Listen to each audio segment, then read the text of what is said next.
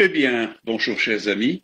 C'est encore avec une grande joie que nous nous rencontrons au travers du net, n'est-ce pas? Et Roby et moi, nous voulons vraiment remercier tous ceux qui nous ont témoigné de leur amour et de leur affection au travers de cette carte de la nativité que nous avons envoyée à tous.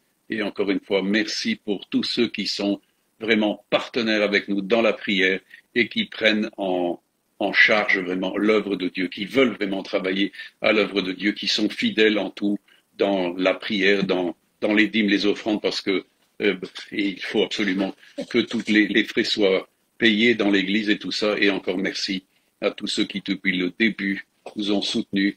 Vraiment, je trouve que avec vous, on fait une équipe formidable et avec vous, on peut aller loin. Hein, le Seigneur va vraiment vous donner son onction pour cette nouvelle année qui vient. Et je crois que des belles choses viennent de la part du Seigneur à tous ceux qui ont justement persévéré et qui ont gardé la foi et qui ont gardé l'amour du Seigneur, gardé l'amour de la vérité. Nous sommes dans des temps tout à fait exceptionnels et moi, vraiment, même devant les choses qui sont un petit peu désagréables de ce que nous passons, j'ai mon cœur et mon esprit très encouragés par rapport à tout ce que Dieu a préparé pour nous. Voilà. Alors, je voudrais, avec vous, prendre la parole de Dieu. Je sais que je prends beaucoup de textes, mais je sais aussi que beaucoup de chrétiens ou de gens qui se disent chrétiens ne connaissent pas beaucoup la parole de Dieu. Alors ne vous étonnez pas que je prends énormément de références de textes, parce qu'il faut que la parole de Dieu soit connue de tous. Beaucoup de gens ne connaissent pas la parole et je me fais un plaisir de pouvoir citer la parole de Dieu parce qu'elle est très importante pour notre formation et la compréhension de tout ce qui a trait à la grâce, à la justice et à la volonté de Dieu. Voilà. Alors, je prends avec vous dans 2 Timothée, le chapitre 4, du verset 1 à 8, et Paul donc s'adresse à son disciple Timothée parce que il est à la fin de son parcours et donc il veut l'avertir de choses qui sont importantes. Et pourquoi? Parce que le temps, eh bien, le temps dont il parle ici, des jours qu'il parle, eh bien, ce sont les jours que nous avons, nous, ici, maintenant. Hein. Alors, voyez-vous, c'est très important pour nous de considérer ce que Paul nous disait à ce moment-là. Voilà. Donc, il dit, je t'en conjure devant Dieu et devant Jésus-Christ qui doit juger les vivants et les morts, et au nom de son apparition et de son royaume, prêche la parole, insiste en toute occasion, favorable ou non, reprend, censure, exhorte avec toute douceur et en instruisant, car il viendra un temps où les hommes ne supporteront pas la saine doctrine, mais ayant la démangeaison d'entendre des choses agréables, ils se donneront une foule de docteurs selon leurs propres désirs, détourneront l'oreille de la vérité et se tourneront vers les fables. Mais toi, sois sobre en toutes choses, supporte les souffrances, fais l'œuvre d'un évangéliste, remplis bien ton ministère, car pour moi, je sers déjà de libation et le moment de mon départ approche. J'ai combattu le bon combat, j'ai achevé la course et j'ai gardé la foi.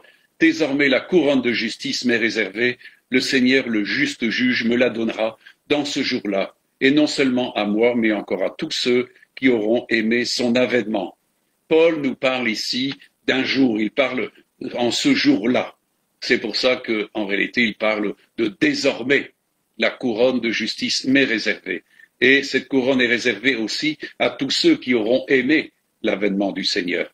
Mes amis, la parole de Dieu nous dit ailleurs, quand Christ, votre gloire, paraîtra, vous paraîtrez aussi dans la gloire. Amen. Ce jour de gloire, mes amis, est tout proche. Et Paul avertit son disciple Timothée que, eh bien, il y aura certainement beaucoup d'apostasie. Hein, il en a parlé largement, mais il parle de tous ceux qui, en fin de compte, se détourneront de la vérité pour aller vers des faux docteurs, hein, pour entendre des choses qui leur sont agréables. Mais mes amis, il n'y a pas de solution là-dedans, parce que, en réalité, nous abordons ici le domaine de la résurrection des justes. C'est pour ça que Paul ici parle de la couronne de justice. C'est pas n'importe quelle couronne, c'est une justice. Il est dit que tous ceux qui ont reçu le don de la grâce et le don de la justice en Christ régneront par Jésus-Christ lui seul. Il ne s'agit pas de notre justice, mais de la justice de Christ, donc couvert de cette justice, mais aussi pratiquant la justice. Et donc, il est important d'être là pour être ses élus, parce qu'on parle ici d'élus. Un élu, c'est quelqu'un qui a compris sa vocation et qui justement se perfectionne dans la dimension de son élection pour justement avoir part à cet événement qu'est la venue du Seigneur, et afin que nous soyons pris avec lui et allons dans les noces de l'agneau, comme l'Écriture nous enseigne. Alors, mes amis, est-ce que vous êtes concernés par le fait de recevoir la couronne de justice? Moi, je sais par expérience que j'en ai vu beaucoup avoir la promesse de la couronne de justice, mais la perdre par la suite, parce qu'en réalité, la justice et eux, c'était pas leur tasse de thé, comme on dit un peu simplement. La justice, mes amis, est quelque chose qui est terriblement aligné sur la dimension du royaume. Amen. Alors, comprenez que c'est pour ça que la résurrection qui vient, c'est la résurrection des justes et la résurrection des élus. C'est pour ça qu'il nous est dit que les élus vont être rassemblés par les anges, et là où il y aura justement tous ces justes, on appellera ça les aigles, qui vont à la rencontre du Seigneur dans les airs. Amen. Alors, mes amis, est-ce que vous êtes prêts pour ce temps? Parce que ce temps proche est de plus en plus proche. Paul parle ici de ce jour-là, mes amis, mais ce jour-là est tout proche. Il est tout proche, les temps sont proches, les temps de la venue du Seigneur sont proches. Alors, mes amis, est-ce que vous attendez vraiment cette couronne de justice? Et est-ce que vous pratiquez cette justice? Est-ce que vous êtes dans cette justice de Dieu? Parce que je crois que c'est très important dans ce temps-ci d'en comprendre toute l'intensité, parce que le royaume de Dieu, on l'a vu au travers de différentes prédications, c'est la paix, la joie et la justice par la puissance du Saint-Esprit. Et donc, il est important de comprendre ce que dit la parole de Dieu, parce que, mes amis, celui qui méprise la vérité de la parole de Dieu, je ne pense pas qu'il puisse s'attendre à quelque chose. C'est pour ça que Pierre nous donne un avertissement qui est en quelques versets dans 2 Pierre, le chapitre 1er, les versets 10 et 11. C'est pourquoi appliquez-vous d'autant plus à affermir votre vocation et votre élection, car en faisant cela, vous ne broncherez pas, et c'est ainsi en effet que l'entrée dans le royaume éternel de notre Seigneur et Sauveur Jésus-Christ vous sera pleinement accordée. Mes amis, c'est très important justement donc de s'appliquer à cette vocation et à cette élection qui est liée justement à cette dimension de justice. Amen. Et celui qui ne pratique pas la justice ne saurait être agréable à Dieu. Nous savons que la parole de Dieu le dit, que les yeux de Dieu sont sur les justes. On voit qu'au travers de toutes les époques, Dieu s'est cherché des hommes et des femmes qui étaient des justes. Les yeux de Dieu sont sur les justes, pas sur les injustes, mes amis, mais cela trouve égard devant Dieu. Et c'est comme ça que beaucoup d'hommes et de femmes ont été précieux pour Dieu. Pourquoi? Parce que justement, en fin de compte, ils vivaient leur vocation, ils vivaient leur élection, ils y travaillaient fermement, parce qu'ils avaient des vues qui étaient autres que ceux du monde. Le monde poursuit ses passions, poursuit son idolâtrie, mais ceux qui poursuivent justement la volonté de Dieu et qui veulent être justement de ceux qui participent à cette dimension de justice, à cette gloire qui vient, eh bien, font tout pour cela. C'est pour ça que Pierre nous dira de s'appliquer. Mes amis, je vais vous poser une question, est-ce que vous appliquez? Est-ce que vous avez comme un bon élève, eh bien, vous vous appliquez? Un bon élève n'a qu'une hâte, c'est de bien faire son devoir, de même qu'un bon employé, un bon ouvrier, ou n'importe qui, mes amis, quand il est censé, il s'applique à ce qu'il a à faire. Il y a un sens de responsabilité, il y a un sens des exigences, il y a un sens de tout ce qui est juste, et c'est très important de comprendre toutes ces choses-là.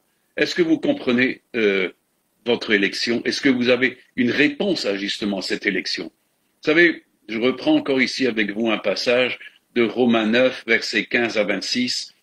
Il dit, car donc Dieu parle à Moïse, je ferai miséricorde à qui je fais miséricorde, et j'aurai compassion de qui j'ai compassion. Ainsi donc, cela ne dépend ni de celui qui veut, ni de celui qui court, mais de celui à qui Dieu fait miséricorde.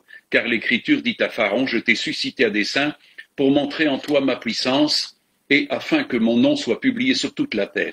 Ainsi il fait miséricorde à qui il veut, et il endurcit qui il veut. Tu me diras, pourquoi blâme-t-il encore? Car qui es-tu qui résiste à sa volonté? Qui es-tu qui résiste à sa volonté? Ô homme, toi plutôt, qui es-tu pour contester avec Dieu? Le vase d'argile dira-t-il à celui qui l'a formé, pourquoi m'as-tu fait ainsi?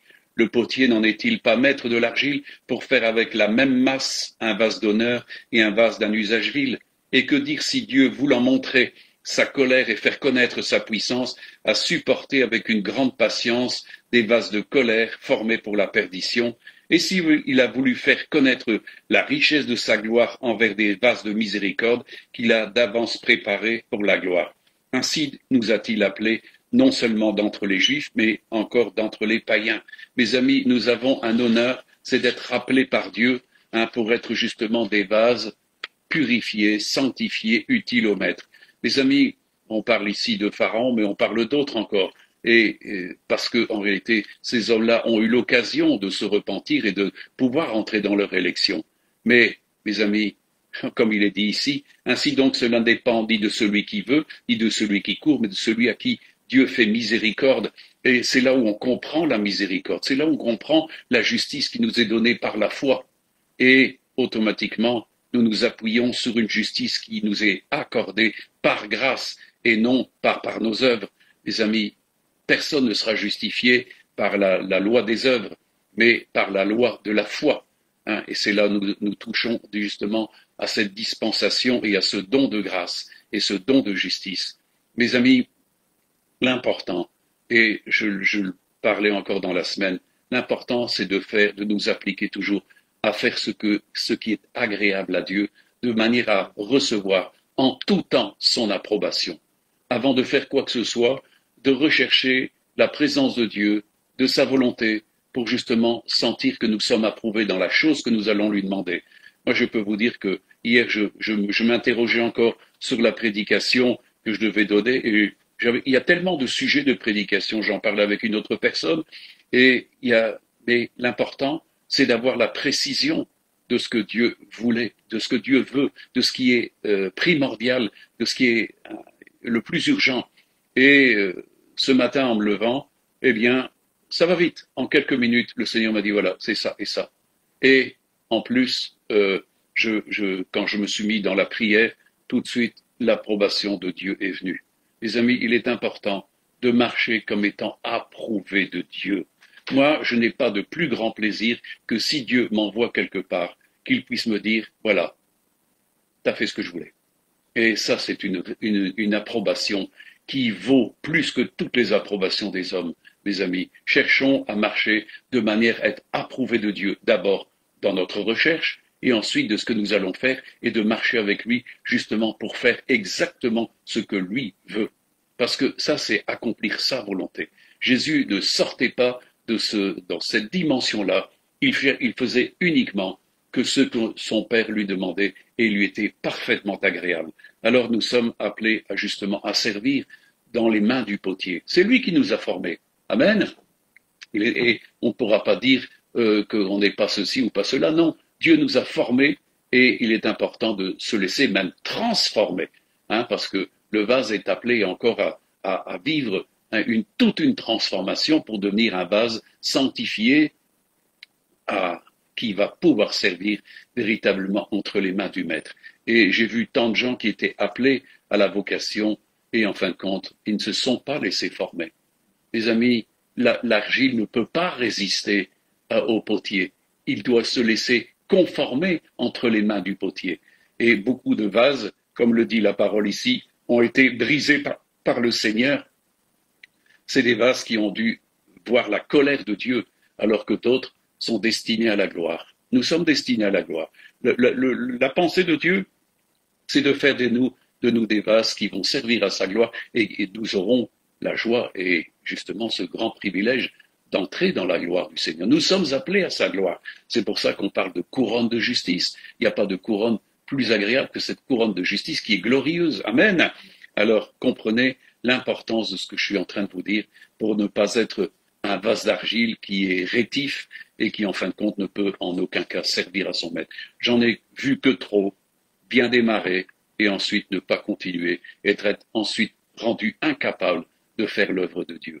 Mes amis, laissons-nous transformer, laissons-nous métamorphoser par l'Esprit du Seigneur, parce que nous devons grandir dans la stature parfaite de Christ. Et ça, c'est l'œuvre de Dieu. C'est lui qui nous perfectionne. C'est lui qui nous affermit. C'est lui qui va nous changer à tous égards. Nous sommes son ouvrage. Amen. Alors, comprenez l'importance, justement, de pouvoir parvenir à ces dimensions de justice des élus. Amen. Ne perdez pas de vue que vous avez pour but de devenir des élus. Dieu nous a élus avant la fondation de la terre, mes amis, pour être ses enfants d'adoption. Il y a une élection et cette élection doit être absolument accomplie. Amen. Alors, je prends encore avec vous dans 1 Pierre, chapitre 4, versets 17-18, et il nous dit, et ça c'est important de le comprendre parce que nous comprenons mieux les événements qui se passent un peu autour de nous et dans le monde religieux. Il dit, car c'est le moment où le jugement va commencer par la maison de Dieu. Or, si c'est par nous qu'il commence, quelle sera la fin de ceux qui n'obéissent pas à l'évangile de Dieu? Et si le juste se sauve avec peine, que deviendront l'impie et le pécheur? Les amis, nous sommes dans un temps de grand triage. Le jugement de Dieu commence par la maison de Dieu et nous savons que Jésus a son van à la main et qu'il sépare la paille du grain. Et il rentre son grain dans ses greniers et il est important que nous soyons le bon grain et non pas l'ivré. Nous savons que bientôt l'ivré va être séparé du bon grain et il n'y en a plus pour très longtemps. Alors mes amis, le jugement de Dieu commence par la maison de Dieu parce que la maison de Dieu est appelée à être sainte. Amen. La maison de Dieu ne peut être une maison de prostitution, dit Paul. La maison de Dieu ne peut être une maison de brigands. C'est ce que Jésus a reproché à tous ceux qui étaient dans le temple. Vous avez fait de la maison de mon Père une caverne de brigands. Et mes amis, est-ce que c'est là le royaume de Dieu quand c'est une caverne de brigands? Non, il est important que, et comme l'a dit la parole, nous sommes la maison de Dieu pour notre part. Chacun pour notre part, nous sommes la maison de Dieu. Et la maison de Dieu, dit la parole, est sainte. C'est ce que vous êtes. Nous sommes appelés à la sainteté et à ces dimensions de justice parce que la sainteté et la justice vont de pair. Il n'y a pas de sainteté sans justice et de justice sans sainteté. C'est tout à fait impossible. Et ici, nous comprenons qu'il ne s'agit pas de la justice du monde, mais de la justice du Seigneur, de la justice du royaume. Amen. Alors, mes amis, on a vu tout à l'heure que Paul disait « le Seigneur le juste juge ». Et je prends avec vous dans l'évangile de Jean, chapitre 8, versets 26-29, et il dira à Jésus, il dit « J'ai beaucoup de choses à dire de vous et à juger en vous, mais celui qui m'a envoyé est vrai, et ce que j'ai entendu de lui, je le dis au monde. » Ils ne comprirent pas qu'il leur parlait du Père. Jésus donc leur dit « Quand vous aurez élevé le Fils de l'homme, alors vous connaîtrez ce que je suis et ce que je ne fais rien de moi-même. Mais que je parle selon ce que le Père m'a enseigné. Celui qui m'a envoyé est avec moi et ne m'a pas laissé seul parce que je fais toujours ce qui lui est agréable. » Donc je reprends ici, Jésus reprend ce qu'on a vu tout à l'heure, l'importance de faire ce qui lui est agréable en tout temps. Jésus entendait ce que le Père et en vertu de cela, il pouvait faire les choses. Et c'est pour ça que Jésus disait qu'il avait l'occasion de juger encore beaucoup de choses et je crois qu'en réalité, il est établi pour être juge. Et mes amis, s'il n'est pas l'arbitre et le juge de nos vies, qui il sera? C'est très important. Et dans Jean 9, versets 39 à 41, Jésus encore il dit, c'est la suite enfin un peu de ce texte qu'on vient de voir, Jésus dit, je suis venu dans ce monde pour un jugement. Oh mes amis, c'est ce qu'il a dit en d'autres occasions, il dit, je ne suis pas venu apporter la paix sur la terre, mais l'épée. J'ai mis la division. Les amis, il y a une division qui s'installe parce que on ne peut pas mettre l'iniquité et la justice. On ne peut pas mélanger le bien et le mal. On ne peut pas mélanger les ténèbres et la lumière. Donc, il y a forcément un jugement qui s'établit. Jésus est venu pour un jugement. Pourquoi? Parce qu'il était la lumière, il est la vérité, il est la sainteté. Et automatiquement, il y a un jugement qui s'établit. C'est pour ça que les hommes de son temps et les religions en particulier ne pouvaient pas supporter parce qu'il y avait un tel mélange dans leur façon de voir et de comprendre que, en réalité, d'ailleurs, Jésus a proscrit leur dimension de justice. Il est important de nous aligner sur la justice du royaume, sur la justice de Dieu. Et c'est pour ça que Jésus dit, je suis venu dans ce monde pour un jugement, pour que ceux qui ne voient pas voient et que ceux qui voient deviennent aveugles. Quelques pharisiens qui étaient avec lui et ont entendu ces paroles lui dire, nous aussi sommes-nous aveugles? Jésus leur répondit, si vous étiez aveugle, vous n'auriez pas de péché, mais maintenant vous dites nous voyons, c'est pour cela que votre péché subsiste. Mes amis, il n'y a rien de pire que l'aveugle qui croit qu'il voit alors qu'il ne voit rien. Jésus dira que si notre œil est la lampe de l'âme, et si notre œil est bien éclairé, tout l'intérieur est bien éclairé. Mais si notre œil n'est pas bien éclairé, tout l'intérieur est dans les ténèbres. Et je crois que c'est le cas de beaucoup de gens dans ces temps-ci, c'est que leur œil n'est pas ouvert. C'est pourquoi Jésus est venu pour un jugement, pour que les aveugles voient, et que ceux qui pensent, qui sont dans l'illusion de voir, tout ça parce qu'en réalité, leur péché les empêche de voir clairement, soit aveugles, soit rendus aveugles. Les amis, on n'est pas appelés à être des aveugles, mais à être des gens qui voient, et des gens qui entendent, et des gens qui comprennent. Amen. Alors, mes amis, il est important que nous comprenions vraiment tout le ministère de Christ. Je sais que c'est très long tout ce que je vous dis, mais je crois que, en réalité, ce que je vous dis ici, je devrais l'étendre en plusieurs prédications tellement c'est lourd de conséquences tout cela. Dans Hébreux, chapitre 1er, versets 8 à 12, il dit, et c'est le Père qui parle au Fils, mais il dit au Fils, ton trône, ô Dieu, est éternel, le sceptre de ton règne est un sceptre d'équité. Tu as aimé la justice et tu as haï l'iniquité, c'est pourquoi, ô Dieu, ton Dieu t'a oint d'une huile de joie au-dessus de tes égaux, et encore, toi, Seigneur, tu as au commencement fondé la terre, et les cieux sont l'ouvrage de tes mains. Et ils périront, mais tu subsistes. Ils vieilliront tous comme un vêtement, tu les rouleras comme un manteau, et ils seront changés, mais toi tu restes le même, et tes années ne finiront pas. Ils ne finiront point. Mes amis, Jésus existe de toute éternité. Il est l'alpha, l'oméga, il est le commencement et la fin. Son origine remonte au temps de l'éternité. Il est Dieu, il est fils de Dieu. Et mes amis, c'est pour ça qu'il est le seul qui puisse véritablement, et ici, c'est pas pour rien qu'ici le Père dit, s'adresse au Fils en disant, ton trône, ô Dieu, est éternel. Et le sceptre de ton règne est un sceptre d'équité. Tu as aimé la justice et tu as haï l'iniquité. Et ça, mes amis, c'est très important de comprendre que Jésus ne peut supporter l'iniquité. Il est l'iniquité.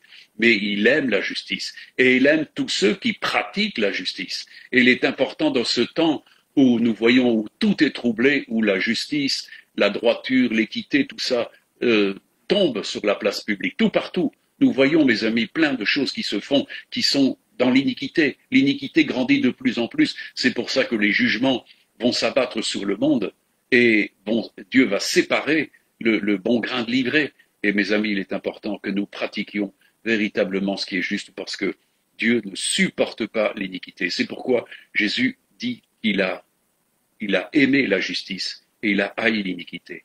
Et c'est pour ça aussi, la conséquence, c'est que Dieu l'a oint d'une huile de joie au-dessus de tout ce qui se peut nommer. Mes amis, Dieu donne une huile de joie à ceux qui pratiquent la justice.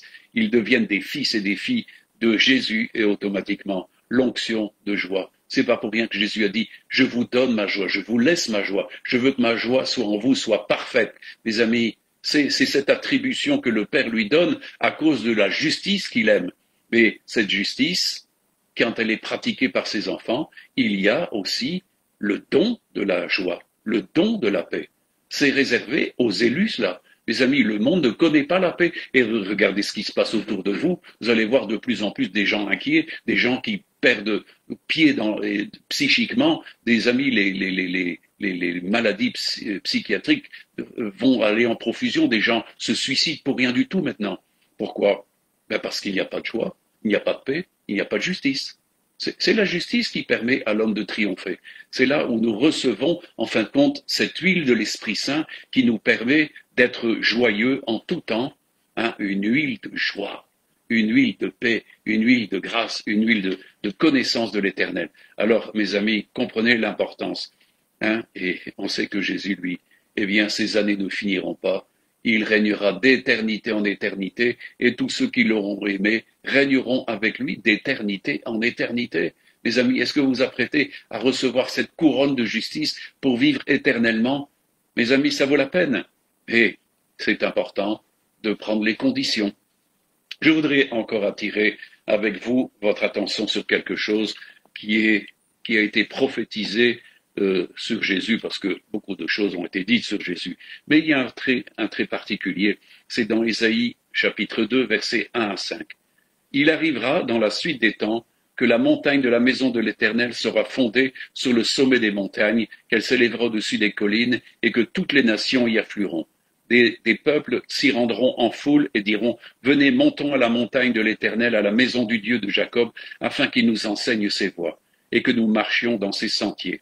Car de Sion sortira la loi, et de Jérusalem la parole de l'Éternel. Il sera le juge des nations, l'arbitre d'un grand nombre de peuples. De leurs glaives, ils forgeront des oyaux, de leurs lances des serpes. Une nation ne tirera plus l'épée contre une autre, et l'on n'apprendra plus la guerre. Maison de Jacob, venez, marchons à la lumière de l'Éternel. Alors, mes amis, est-ce que vous comprenez ce à quoi Jésus est appelé? C'est, en fin de compte, il est appelé à l'être, mais il est déjà. Il est le juge et arbitre des nations. C'est très important quand Zacharie parle, il dit, afin que il parle de Jésus, afin que il donne l'exemple de marcher dans la justice et la sainteté devant la face du Seigneur tous les jours. C'est de marcher dans la justice. Or, mes amis, peut-on marcher dans la justice si nous ne sommes pas capables de juger des situations? Jésus, lui, vient et il est le juge des nations et l'arbitre d'un grand nombre de peuples. Amen. Et c'est très important de comprendre cet arbitrage. Je voudrais parler avec vous parce que beaucoup de gens sont un peu dans l'interrogation de ce qui se fait avec les élections en Amérique. Je ne sais pas que je veux parler de politique, mais je voudrais quand même attirer votre attention sur la dimension de la juridiction qui se fait là. Mes amis, il y a eu des élections en Amérique et des hommes des hommes ont voulu, en fin de compte, frauder d'une manière vraiment scandaleuse. Et les faits sont évidents. Il y a des preuves par milliers. Et néanmoins, voyez-vous, l'équipe du président a essayé d'agir dans les niveaux de justice. Et ils se sont appliqués, en fin de compte, à toucher chaque fois les niveaux de juridiction adéquats. Et ils ont dû monter de niveau de juridiction chaque fois à un autre niveau. Pourquoi? Parce que chaque fois, le niveau de juridiction à laquelle ils s'adressaient était dans l'incapacité d'arbitrer et de juger. Pourquoi? Eh bien parce qu'il y avait le compromis, parce qu'il y avait toutes sortes de choses qui étaient la mauvaise. En réalité, si vous comprenez la chose plus exactement, on leur demandait quoi? On leur demandait, en fin de compte, de juger en vertu de la proclamation de la déclaration des États-Unis, c'est-à-dire la charte de l'indépendance, et puis de la Constitution. Donc, on leur demandait simplement de juger en vertu de la Constitution. Ils étaient incapables, chaque fois, les niveaux de justice à laquelle ils étaient présentés étaient incapables de rendre la justice par rapport à la Constitution. Ils ne savaient pas dire ceci est mauvais ou ceci est bon. C'est-à-dire qu'ils étaient dans l'incapacité de pratiquer un arbitrage parce qu'ils étaient dans le compromis. Et donc, l'équipe du président a dû monter de dimension de juridiction en juridiction en juridiction. C'est ça qui est important. Vous savez, quand vous voyez un État comme l'Amérique est constitué de différents niveaux de juridiction. Mais il faut comprendre aussi que dans le domaine spirituel, c'est exactement la même chose. Dieu est le Dieu des autorités et il a donné des juridictions. Et il est important que nous comprenions que ce qui s'accomplit, par exemple, par là-bas en Amérique, mes amis, il est important que nous comprenions que ça s'applique aussi à nous. Et il est important que nous rendions justement la justice et l'arbitrage qu'il convient. Donc, en réalité, mes amis, nous voyons que cet arbitrage ne peut pas se faire. Qu'attend-on d'un juge? Qu'attend-on de gens qui sont des juges, des avocats? Eh bien, c'est de faire en sorte qu'il y ait un arbitrage normal. Les amis, nous voyons dans le sport tout partout, eh bien, il y a des juges, c'est-à-dire des arbitres, qui en fin de compte décident du début et décident de la fin, et qui sifflent forcément quand il y a faute, pour que, en fin de compte, la partie puisse se jouer d'une manière honnête et juste. C'est le sens même du sport quand on le comprend correctement avec des gens de bonne composition. Et donc, il est important qu'un arbitre puisse jouer son rôle de juge. S'il ne peut pas le faire, et on sait que maintenant, on voit tellement sur les terrains de foot ou ailleurs, on conspue les arbitres, on les injurie, tout ce qui s'ensuit. Peuvent-ils pratiquer vraiment leur arbitrage? Et c'est vrai qu'à partir du moment où un arbitre est déjà partie prenant pour une équipe et veut faire perdre une équipe, il va s'arranger pour faire perdre l'équipe, qui ne lui convient pas. Et c'est la même chose, mes amis, en politique, mais c'est aussi la même chose quand il s'agit de la justice qui doit s'exercer au milieu des gens d'une manière courante dans le monde.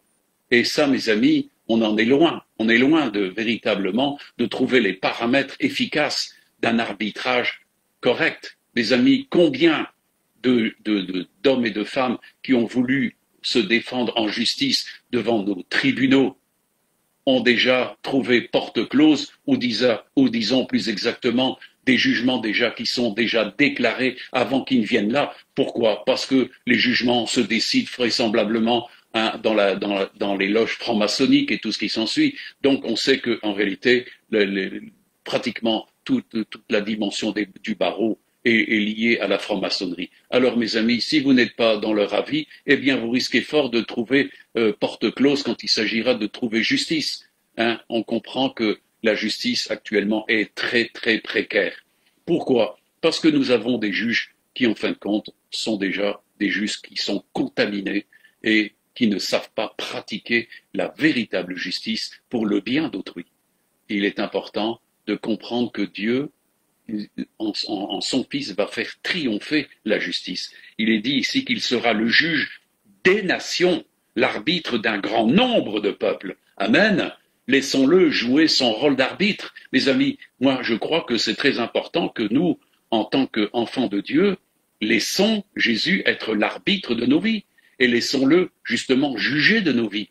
Quand vous voyez David, quand il disait « Juge en moi mes voies, juge mon cœur si je marche dans tes voies de justice », il m'enseigne les voies de justice. Mes amis, mais si quelqu'un n'a pas égard à ce que Dieu veut au niveau de la justice, eh bien il va en faire à sa tête. Et mes amis, ça s'appelle de la rébellion, et Dieu ne marche pas avec ce type de justice-là.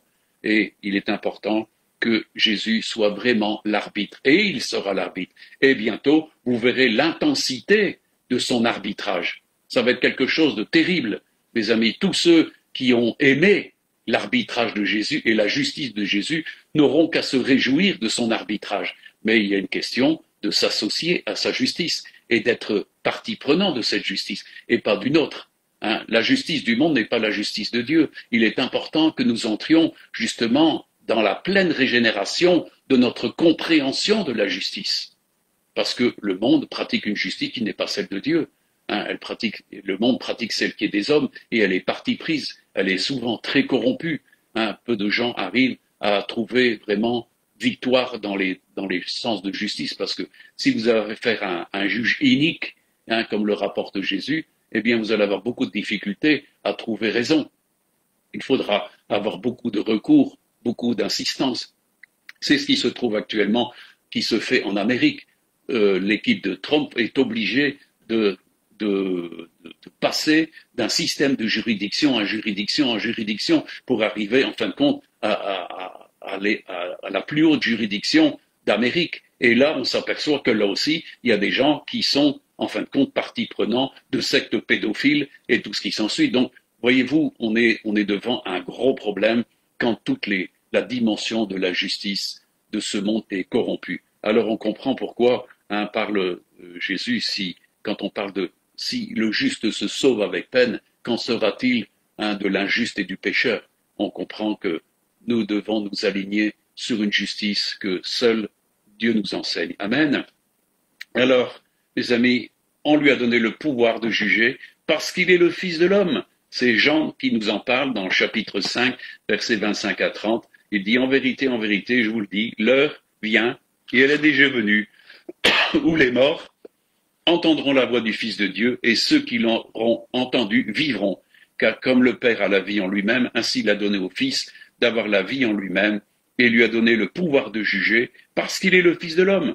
Ne vous étonnez pas de cela, car l'heure vient, et tous ceux qui sont dans les sépulcres entendront sa voix, et en sortiront. Ceux qui auront fait le mal ceux qui auront fait le bien ressusciteront pour la vie, mais ceux qui auront fait le mal ressusciteront pour le jugement. La volonté de celui, je suis venu pour faire la volonté de celui qui m'a envoyé. Je ne puis rien faire de moi-même. Selon ce que j'entends, je juge et mon jugement est juste parce que je ne cherche pas ma volonté, mais la volonté de celui qui m'a envoyé. Jésus se reposait sur la volonté de son Père et il savait automatiquement que son jugement était juste. Et il le disait, selon ce que j'entends, je juge. Mes amis, on ne se fait pas une position sur des apparences, mais on prend position de ce que l'on entend. Jésus ne jugeait pas sur des apparences, mais il jugeait selon la justice et selon le cœur. C'est pour ça qu'il ne se trompait pas quand il s'est adressé à Nathanaël. Il a dit, voici, c'est un homme en lequel il n'y a pas de fraude. Pourquoi? Mais parce qu'il avait discerné. Et Dieu connaît les cœurs des hommes. Il sait si le cœur est juste et si le cœur n'est pas juste, mes amis. C'est pour ça qu'il pouvait dire que c'est toujours ce qui sort de la bouche d'un homme qui le souille.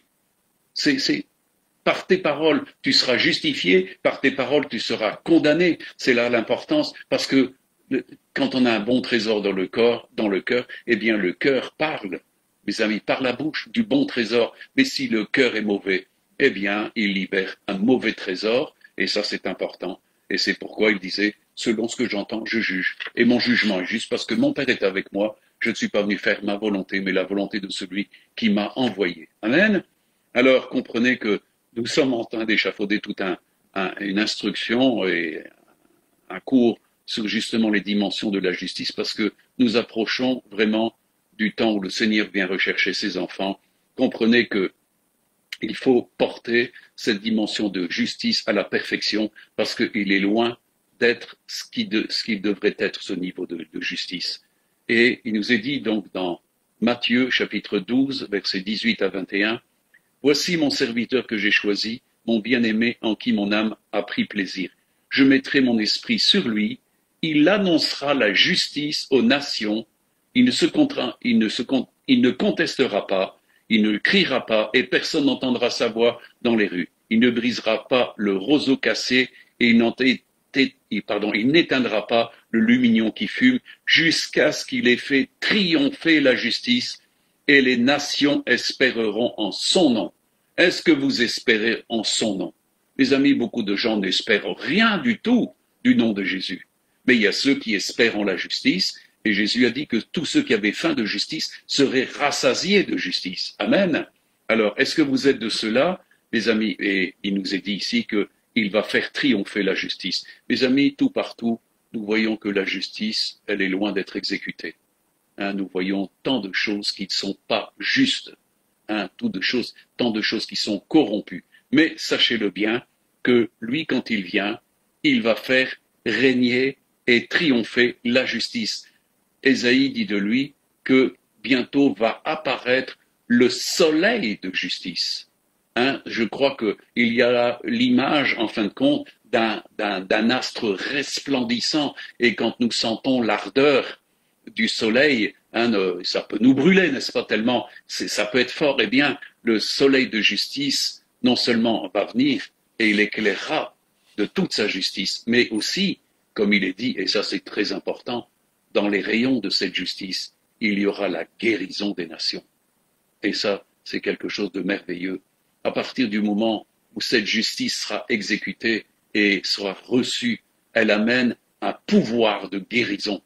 Elle amène un pouvoir de guérison. J'insiste, la dimension de justice amène toujours un pouvoir de guérison. Amen.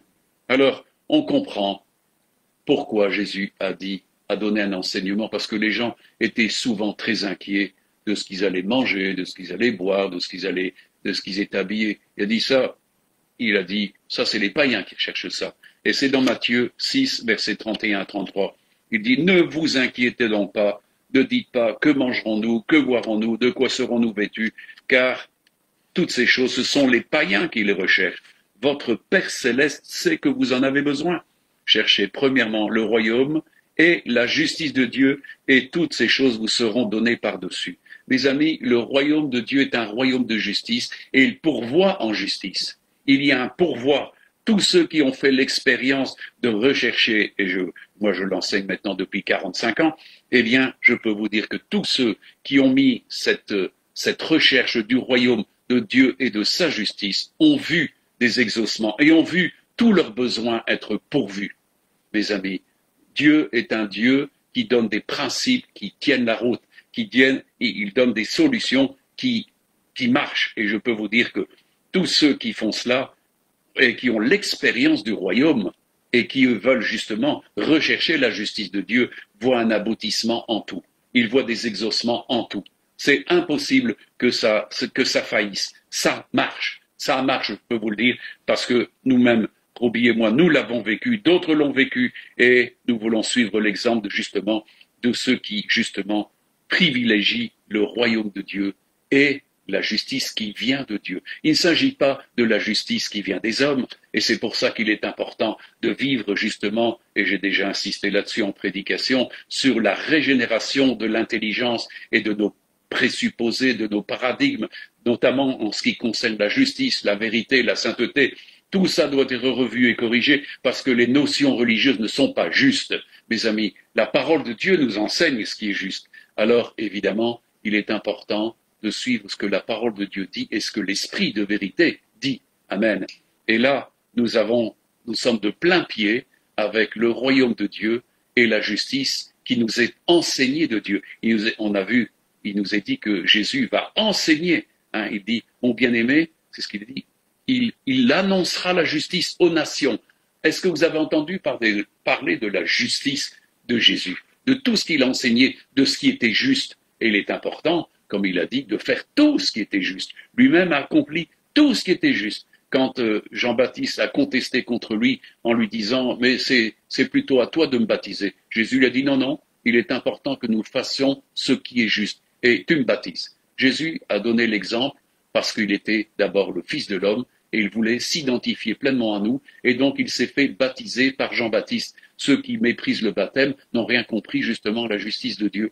Il est important que Jésus se fasse baptiser, c'est pour ça qu'il a dit, il est important que nous fassions tout ce qui est juste. Amen. Alors, mes amis, est-ce que vous devenez un expert en justice?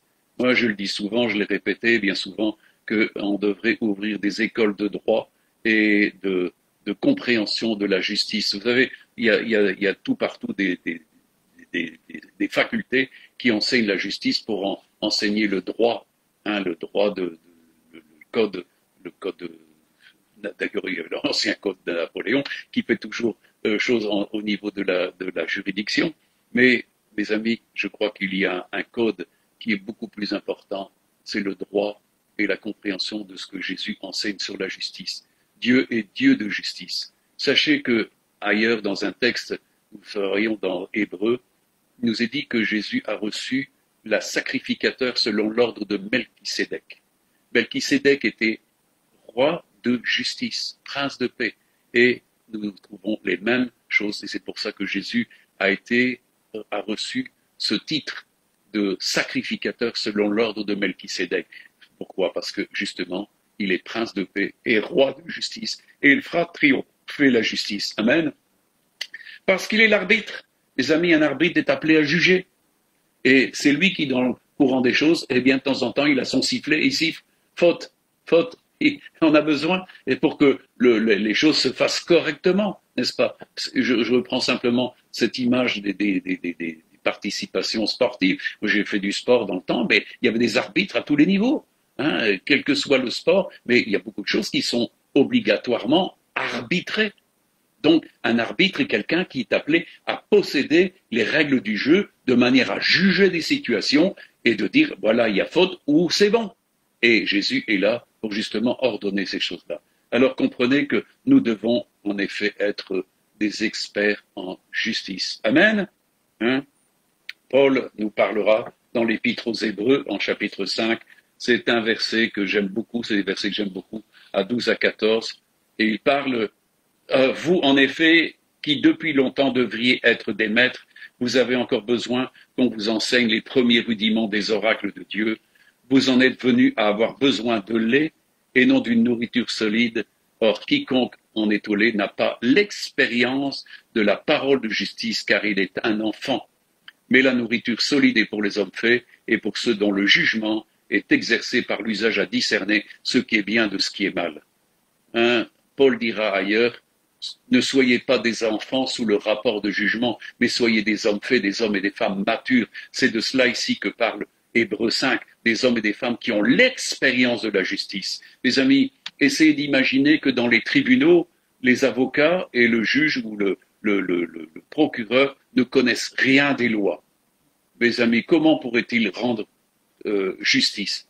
On sait déjà que c'est déjà assez corrompu parce qu'on essaie de corrompre tout ce qui est fait au niveau du code civil, mais ici, il nous s'agit ici de vivre une dimension qui est la justice de Dieu.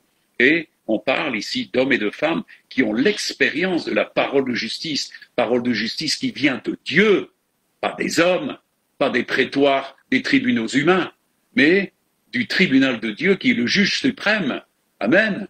Il est le juste juge, amen. Il n'est pas un juge corrompu, mais il est un juste juge qui a annoncé sa justice. Et il est important que nous soyons instruits de toute sa justice. Et comme il est dit, l'homme spirituel peut juger de tout. Il peut, et il est lui-même jugé par personne. Pourquoi? Eh bien parce qu'un homme spirituel a toujours pris les devants dans le sens où il commence par se juger lui-même. Et celui qui se juge lui-même n'est plus jugé. Mes amis, vous voulez échapper à un jugement, au jugement dernier? Commencez à vous juger et pratiquez la justice sur vous-même et vous allez voir que vous êtes apprécié de Dieu. Dieu aime ceux qui sont capables de se juger eux-mêmes et à partir de ce moment-là, c'est vous qui êtes votre propre arbitre. Et c'est là où, en fin de compte, c'est votre cœur et votre esprit qui vous dit que vous êtes en accord avec Dieu. Et ça, c'est très bon. Mes amis, on parle du discernement et il est important que beaucoup, justement, puissent vraiment pratiquer ce discernement. Il nous est dit ici, donc je reprends le verset 14, mais la nourriture solide est pour les hommes faits, pour ceux dont le jugement est exercé par l'usage à discerner. Mes amis, le jugement exercé, c'est-à-dire il y a un exercice constant du jugement, par l'usage à discerner. La parole de Dieu nous dit de discerner ce qui est juste, et justement, afin de savoir séparer ce qui est bien de ce qui est mal. Mes amis, Jésus vient rechercher des justes, c'est-à-dire des élus, pas des rigolos, pas des rebelles, pas des gens qui ne veulent pas faire la volonté de Dieu, mais de ceux qui ont du zèle pour les choses de Dieu. Mes amis, le temps est court, il nous est compté, et il est important que vous vous perfectionnez vraiment dans ces sens de justice pour être trouvés agréables à Dieu et être considérés comme des élus. Amen. Alors, on comprend que, et ici encore, je vais vous parler de différents textes qui nous parlent de justice, parce que, mes amis, la parole de Dieu nous parle abondamment de cela. Et Jésus a dû élever vraiment les niveaux. Dans Matthieu 5, au verset 20 à 26, il dit, « Car je vous le dis, si votre justice ne surpasse pas celle des scribes et des pharisiens, vous n'entrerez pas dans le royaume des cieux. » Donc, comprenez, c'est très important quand Jésus vient rechercher des élus. Des élus, c'est des justes. La résurrection qui vient ici bientôt, c'est la résurrection des justes, pas des injustes. Il nous est dit que la première résurrection, ça n'est que la résurrection des justes. Les autres ne reviennent pas à la vie. Il y a deux résurrections, la résurrection des justes et ensuite ceux qui vont venir à la fin du millénium pour entrer dans le jugement. Mes amis, mais nous ne sommes pas appelés à vivre ça, nous sommes appelés à entrer justement parce que nous sommes les justes qui vivons dans cette justice, parce que nous pratiquons cette justice déjà envers nous. Celui qui se juge n'est plus jugé. Amen. Et ça, c'est important. Et Jésus dira encore, vous avez entendu qu'il a été dit aux anciens, tu ne tueras pas, celui qui tuera mérite d'être puni par les juges. Mais moi, je vous dis que quiconque se met en colère contre son frère mérite d'être puni par les juges, que celui qui dira son frère raca mérite d'être puni par le Sanhédrin, et que celui qui dira insensé mérite d'être puni par le feu de la géhenne. Si donc tu présentes ton offrande à l'autel, et que là tu te souviennes que ton frère a quelque chose contre toi, laisse là ton offrande devant l'autel, et va d'abord te réconcilier avec ton frère, puis viens présenter ton offrande. Accorde-toi promptement avec ton adversaire pendant que tu es en chemin avec lui, de peur qu'il ne te livre au juge et que le juge ne te livre à l'officier de justice et que tu ne sois mis en prison. Je te le dis en vérité, tu ne sortiras pas de là que tu n'aies payé le dernier cadran. Les amis, ça montre que la dimension de justice doit s'exécuter à tous les niveaux. Il n'est pas question de surseoir à différents niveaux en étant oublieux. Les amis, un disciple est quelqu'un qui met un point d'honneur à faire tout ce qui est juste, comme Jésus. Il est important que nous fassions tout ce qui est juste et se mettre en ordre pour tout est très important pour Dieu. Et d'exercer la miséricorde, car la miséricorde triomphe du jugement, mais celui qui ne fait pas miséricorde périt sans miséricorde. Alors comprenez l'importance de la justice de Dieu, notamment dans ces choses-là, et de ne rien faire, de ne pas se juger les uns les autres, parce que le ministère du jugement appartient au Seigneur et n'appartient pas aux hommes. Alors, mes amis, il est important que nous comprenions l'entièreté de ces choses-là. Et 1 Jean nous dit, donc l'épître de 1 Jean, Jean nous dit dans cet épître au chapitre 3, versets 18 à 22, « Petits enfants, n'aimons pas en parole et avec la langue, mais en action et avec vérité. Par là, nous connaîtrons que nous sommes de la vérité et nous rassurons nos cœurs devant lui. Car si notre cœur nous condamne, Dieu est plus grand que notre cœur, et il connaît toutes choses. Bien-aimés, si notre cœur ne nous condamne pas, nous avons de l'assurance devant Dieu. Quoi que ce soit que nous demandions, nous le recevons de lui, parce que nous gardons ses commandements et que nous faisons ce qui lui est agréable. Nous voyons que cette dimension de faire tout ce qui lui est agréable amène justement cette dimension d'assurance, parce qu'elle est générée par le cœur et l'esprit. Il est dit de faire attention de ne pas avoir des souillures de l'esprit. La souillure de l'esprit consiste en fin de compte à avoir une conscience souillée. Or, Dieu a fait un miracle dans la vie de ses enfants, je parle des disciples qui sont nés nouveaux, il leur donne un cœur nouveau et un esprit nouveau. C'est-à-dire que les deux agissent en concomitance. Ils sont très unis dans leurs applications. Dieu a dit qu'il écrirait non plus sur des tables de pierre, mais sur des tables de chair, sur les cœurs et sur l'esprit de ses enfants. Or ici, nous voyons ici que si, je recommence, petits enfants, n'aimons pas en parole et avec la langue, mais en action et avec vérité. Par là, nous connaîtrons que nous sommes de la vérité et nous rassurons nos cœurs devant lui. Car si notre cœur nous condamne, Dieu est plus grand que notre cœur et il connaît toutes choses. Toutes choses, bien aimés, si notre cœur ne nous condamne pas, nous avons de l'assurance devant Dieu. Pourquoi? Mais parce que notre cœur ne nous condamne pas, c'est-à-dire que notre conscience ne nous condamne pas. Notre conscience est pure. C'est ça qui est important. Quand la conscience est souillée, mes amis, nous n'avons aucune assurance de cœur devant Dieu. Comprenez que les deux jouent énormément de rôle devant Dieu. C'est notre cœur et notre esprit, c'est-à-dire notre conscience. Si notre conscience est souillée, nous n'avons aucune capacité. Jacques dira de ceux qui ont leur conscience souillée, ils font naufrage quant à la foi. Donc, vous ne pouvez rien réclamer de Dieu. Vous ne pouvez rien vous approcher de Dieu. Parce que si votre cœur vous condamne, vous avez déjà votre juge. Votre cœur vous condamne. Mais si votre cœur ne vous condamne pas, vous avez de l'assurance. Et c'est pour ça que Jean peut terminer en disant, quoi que ce soit que nous demandions, nous le recevons de lui, parce que nous gardons ses commandements et que nous faisons de lui ce qui lui est agréable. Comprenez? Si nous faisons ce qui est agréable, ça veut dire que notre cœur est en plein partenariat, en pleine dimension d'accord avec Dieu. Notre esprit, notre conscience ne nous accuse pas, elle est pure. Elle est pure. Qui peut s'approcher de Dieu? Celui-là seul qui a le cœur et les mains pures. Donc la conscience lavée, le cœur lavé, le corps lavé, d'une eau pure. Et automatiquement, il a de l'assurance. Et c'est très important pour la suite de pouvoir recevoir. Beaucoup de gens ne reçoivent pas parce que, en fin de compte, leur cœur est toujours et leur conscience sont souillés. Mes amis, comprenez l'importance de la justice qui intervient. Et ça, c'était un exercice à avoir dans notre vie, parce que sans ça, mes amis, il n'y a pas d'exaucement. Hein? Alors, on va terminer par deux deux textes encore qui nous sont donnés dans Luc, chapitre 18, versets 1 à 8.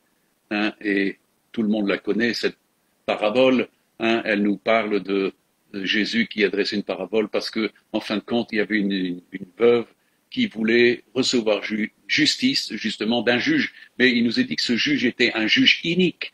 Hein, c'est dans Luc 18, versets 1 à 8. Et donc, je vous le cite comme ça de mémoire. Donc, ce juge, en fin de compte, ne craignait pas Dieu. Et il n'y avait égard pour personne. Mais cette femme voulait avoir gain en justice. Elle voulait avoir un recours de justice qui allait être favorable pour elle. Mais cet homme, en fin de compte, ne lui rendait pas justice. Et il nous est dit que cette femme a compris une chose, c'est qu'elle devait insister, jusqu'au moment où il nous est dit que ce juge dit, en fin de compte, il dit, moi j'en ai ma claque de l'entendre. Et il dit, à ce moment-là, il lui fait justice. Et c'est ça la conclusion, c'est important pour nous. Hein, et il dit ici, hein, donc. Mais ensuite, il dit en lui-même, quoique je ne craigne pas Dieu et que je n'ai d'égard pour personne, néanmoins, parce que cette veuve m'importune, je lui ferai justice afin qu'elle ne vienne pas sans cesse me rompre la tête. Le Seigneur ajouta, entendez ce que dit le juge inique. Et Dieu ne fera-t-il pas justice à ses élus qui crient à lui nuit et jour et tardera-t-il à leur égard? Je vous le dis, il leur fera promptement justice, mais quand le Fils de l'homme viendra, trouvera-t-il la foi sur la terre? Les amis, ça nous met en évidence quelque chose qui est très important.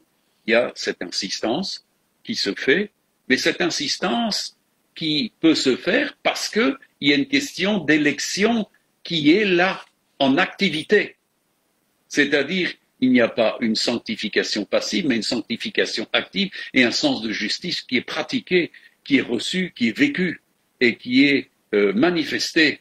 Moi, je crois que c'est important quand on parle des élus qui crient à lui, mes amis, Dieu a ses regards sur les justes, c'est-à-dire ça, c'est les vrais élus.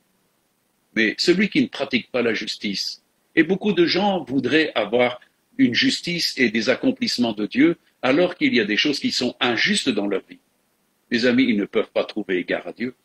Ils ne peuvent pas. Dieu, c'est ce qu'il dit. Hein. Et Dieu ne fera-t-il pas justice à ses élus qui crient à lui nuit et jour, et tardera-t-il à leur égard? Je vous le dis, il leur fera promptement justice. Dieu veut faire justice à des élus. Il est important d'entrer dans toute la justice des élus.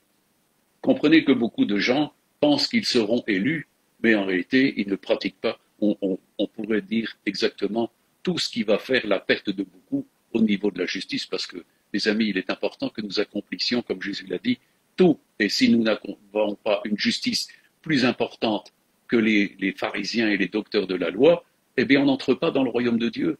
Mes amis, le royaume de Dieu est exclusivement pour ceux qui recherchent la justice, parce que justement, le royaume de Dieu est un royaume de justice qui aime la justice. Amen. Alors on comprend que Jésus donne ici cet enseignement que Dieu ne tarde pas à faire justice à ses élus. L'important, c'est d'entrer dans cette élection qui vous permet, en fin de compte, d'avoir une place quand vous plaidez auprès de Dieu. Ici, Jésus parle de ceux qui, en fin de compte, ne doivent pas se relâcher. Il parle ici de ne pas se relâcher et justement de continuer d'intercéder, parce que si la cause est juste, nous savons que nous devons démonter des mécanismes de fausse justice, parce que l'ennemi, qu'est-ce qu'il fait? Il essaie de bloquer au niveau de la justice. Et c'est là où il faut démonter tous les systèmes d'accusation de l'ennemi, tous les systèmes de malédiction de l'ennemi, de tout délier, toutes les choses qui, en fin de compte, sont là et créent des freins, parce que l'ennemi ne veut que ça, créer de l'empêchement. C'est pour ça que Dieu veut faire justice, mais uniquement à des élus. C'est les élus qui triomphent. C'est les justes qui triomphent quand on les mène en jugement. Mais les méchants ne triomphent jamais dans l'assemblée des justes. Amen. Alors comprenez l'importance, justement, de pouvoir être ces élus qui peuvent crier et qui savent qu'ils vont recevoir justice. Mes amis, comme il est dit précédemment, si notre cœur ne nous condamne pas, nous avons de l'assurance devant Dieu. Quand nous nous approchons du tribunal de Dieu, c'est un tribunal de grâce pour nous. Ce n'est pas un tribunal de condamnation, puisque nous ne sommes plus sous le jugement, sous la condamnation, mais nous sommes justement dans le fait de pouvoir plaider au tribunal de la grâce. Amen. Automatiquement, si notre cœur ne nous condamne pas, nous avons de l'assurance et nous pouvons posséder les choses que, comme on l'a dit, que nous lui avons demandées. Amen. C'est l'excellence même, mes amis, et c'est des choses que Dieu va donner actuellement à une Église qui se renouvelle selon la justice, la sainteté de Dieu et la volonté de Dieu, qui trouve tous ces paramètres justement dans ce que Jésus a enseigné de la justice. Jésus a dit, allez, faites des disciples, enseignez-leur ce que moi je vous ai prescrit. Et tout ce qu'il a prescrit est justice. Et automatiquement, forcément, grâce et bonté de Dieu. Amen. Alors, est-ce que vous aurez la couronne de justice? Mes amis, c'est très simple. Il nous est dit dans Matthieu 13, versets 40 à 43, « Or, comme on arrache l'ivraie et qu'on la jette au feu, il en sera de même à la fin du monde. Le Fils de l'homme enverra ses anges qui arracheront de son royaume tous les scandales et ceux qui commettent l'iniquité. Et ils les jetteront dans la fournaise ardente où il y aura des pleurs et des grincements de dents. Alors, dit-il, les justes resplendiront comme le soleil dans le royaume de leur Père. Que celui qui a des oreilles pour entendre, entende. » Est-ce que vous avez entendu? Est-ce que vous avez des oreilles pour entendre? Est-ce que vous avez des yeux pour voir? Est-ce que vous avez un cœur pour comprendre? C'est très important. Il y a ceux qui s'inspirent des choses de Dieu, qui veulent cette nourriture de justice pour justement paraître un jour dans la gloire du Seigneur. Les autres n'y paraîtront pas, mes amis. Le temps est proche, le Seigneur est à la porte et il veut absolument, et c'est ce qu'il fait. Qu'est-ce qu'il fait? Il est en train de laver, purifier son épouse, de la sanctifier par la parole, afin de la faire paraître devant lui glorieuse, sainte, sans tache, pure et couverte de quoi? De dimension de justice. L'Église, l'épouse, va se présenter devant son Seigneur couvert de toutes les dimensions de justice.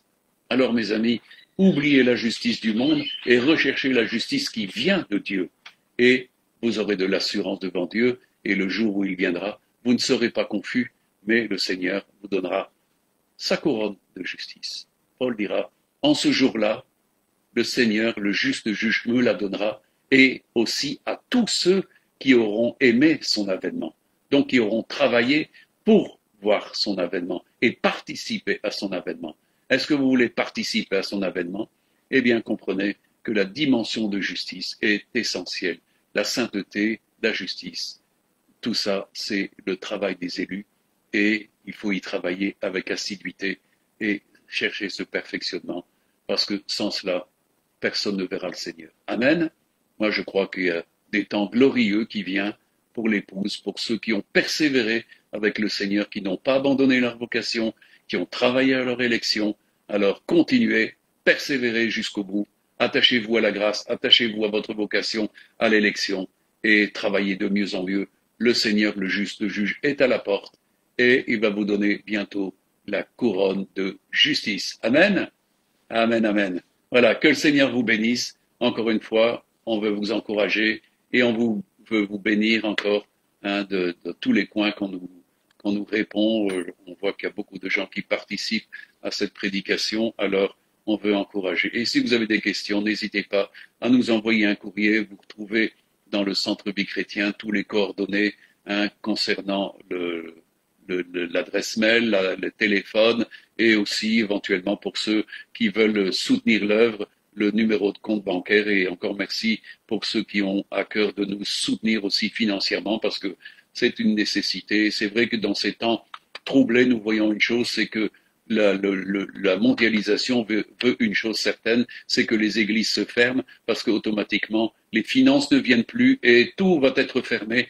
Et c'est une occasion de débandade, c'est une question de désunion, c'est une question aussi de désintégrer tous les liens sociaux, c'est-à-dire tous les liens spirituels, la communion des saints, parce que c'est ça qui est en vue par l'esprit du monde, par l'esprit de l'antéchrist, c'est qu'en fin de compte, il n'y ait plus de réunion, c'est qu'il n'y ait plus rien qui sanctifie le nom du Seigneur, qui est une communion sainte entre chacun de nous. Alors, comprenez que l'importance de continuer de rester fidèle au Seigneur, de rester fidèle à nos assemblées, à tous nos frères et nos sœurs et de prier les uns pour les autres, parce que c'est le rôle du corps en ce moment-ci, c'est même s'il est en partie divisé, il reste uni dans ses fonctions, dans ses attributions, dans ses buts. Amen. Et dans ses œuvres. Voilà. Que le Seigneur vous bénisse tous et à bientôt.